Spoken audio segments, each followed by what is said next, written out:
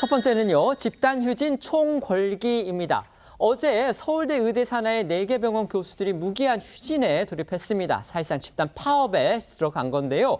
오늘은 대한의사협회가 주도해서 의료계, 그러니까 동네 병원들이 중심이 될 텐데 전면 휴진에 들어갔습니다. 네, 개원이들이 소속된, 그러니까 개인병원 의사들이 소속된 이 대한의사협회는요, 예고한대로 오늘 총파업 휴진에 돌입했습니다. 어제 서울대병원 교수들이 무기한 휴진한 데에 이어서 전국적으로 개원이들까지 집단 행동에 나선 모습인데요. 오후 2시부터는 이 서울 여의도공원에서 의대생과 학부모까지 참여하는 이 총궐기 대회를 열 예정이라고 합니다. 물론 정부가 파악한 이 의료기관 사전 휴진 신고율이 4% 수준에 그치긴 했지만요. 일단 오전 진료를 마친 뒤에 오후 집회에 참여하겠다는 그런 의사들도 있기 때문에 이 실제 휴진 참여율은 신고율보다는 높을 것으로 예상이 됩니다.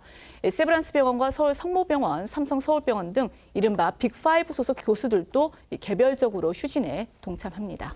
의협은 어제 대국민 호소문에서 집단 휴진에 나서는 배경을 설명하기도 했었죠. 정부의 의대 정원 재논의와 필수 의료 정책 패키지 쟁점 수정, 전공의 의대생에 대한 행정명령 취소 등 3가지를 요구했지만 정부가 이를 거부했다고 비판했고요. 그러면서 불가피하게 국민에게 불편을 끼쳐 안타깝고 유감스럽다고도 덧붙였습니다.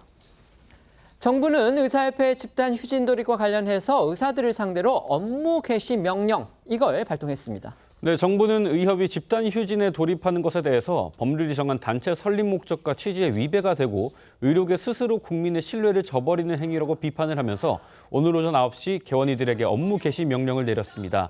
지난 10일 개원이를 상대로 휴진 신고 명령을 발령했는데 의료 공백 최소화를 위해 오늘은 별도로 업무 개시 명령까지 내린 겁니다. 정부는 또 환자에게 사전 안내 없이 진료를 취소해서 피해가 발생하면 의료법 위반에 해당하기 때문에 이 전원 고발 조치할 계획이라는 사법 처리 방침도 밝혔는데요. 지난 14일 의협 집행부를 상대로 집단행동 금지 명령서를 송부했고 어제 공정위에 신고한 데 이어서 강경 대응책을 거듭 내놓고 있는 겁니다. 윤석열 대통령이 오늘 오전에 국무회의를 주재했습니다. 그 모두 발언을 통해서 의협이 주도하는 집단 휴진, 이건 불법 행위다 이렇게 규정을 하고서 엄정 대처 방침을 밝혔습니다. 맞습니다. 윤 대통령은 오늘 오전 이 대통령실에서 주재한 국무회의 모두 발언에서 어제부터 이어지고 있는 의료계 집단 휴진과 관련해 매우 안타깝고 유감스럽게 생각한다면서 국민의 생명과 건강을 지킬 책무가 있는 만큼 환자를 저버린 불법 행위에 대해서는 엄정 대처할 수밖에 없다라고 말했는데요. 목소리 들어보시겠습니다. 2025학년도 대입 전형 시행 계획과 모집 요강이 발표되면서 의대 증원 절차가 최종 마무리되었습니다. 그런데도 어제 일부 의대 교수들의 집단 휴진이 있었고 오늘은 의사협회의 불법적인 진료 거부가 진행되고 있습니다. 정부는 국민의 생명과 건강을 지킬 책무가 있는 만큼 환자를 저버린 불법 행위에 대해서는 엄정 대처할 수밖에 없습니다.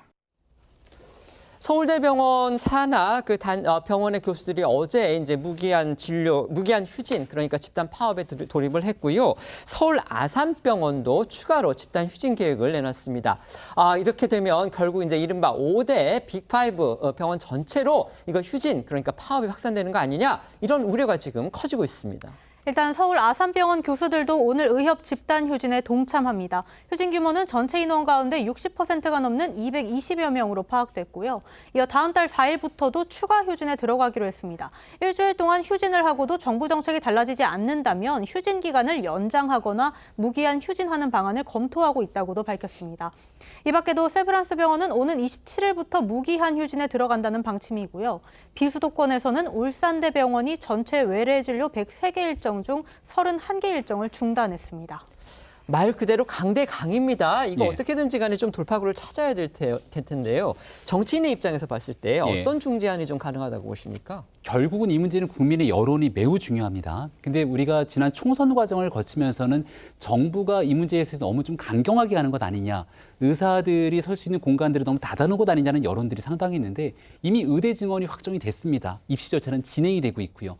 이 상황에서 의협 회장의 이 뭔가 좀 도를 넘는 행동과 태도의 말, 그리고 국민의 생명을 담보로 하는 집단 행동들에 대해서 이제는 국민의 여론이 이쯤 됐으면 적정 수준의 조치가 필요한데 의사단체가 해도 너무한 것 아니냐는 여론으로 흘러가고 있거든요. 이쯤 됐을 때 한 발씩 물러서면서 협상의 여지를 만들어내는 공간이 국회입니다.